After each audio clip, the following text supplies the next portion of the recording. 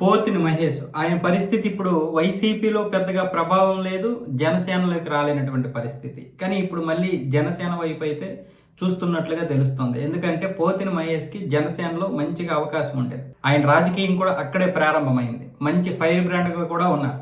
అయితే 2024లో ఆయనకి సీట్ వస్తదనుకున్నారు. జనసేన కూడా సీట్ ఇవ్వాలనుకుంది. కాకపోతే పొత్తులో భాగంగా ఆ యొక్క సీటు విజయవాడ పశ్చిమ సీట్ ఏదైతే ఉందో అది బీజేపీకి వెళ్ళిపోయింది. దాంతో ఆయన కొంచెం అలగబోనారు. దాని తర్వాత పవన్ కళ్యాణ్‌ని, ఆయన ఫ్యామిలీని తిట్టడం, రకరకాలుగా విమర్శిస్తూ వైసీపీలోకి వెళ్ళిపోయారు.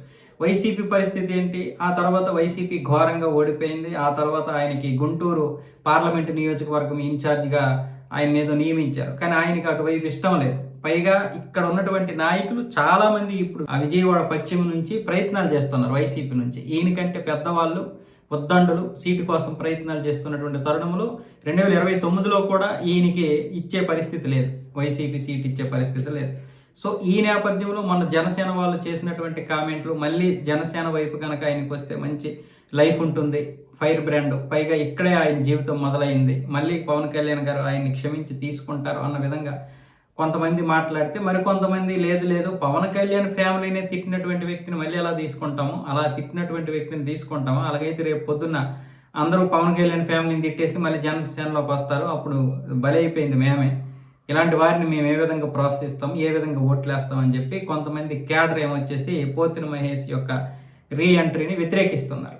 అయితే ఇప్పుడు పోతిన మహేష్ యొక్క పరిస్థితి నిజంగానే అగమ్య గోచరం అనొచ్చు.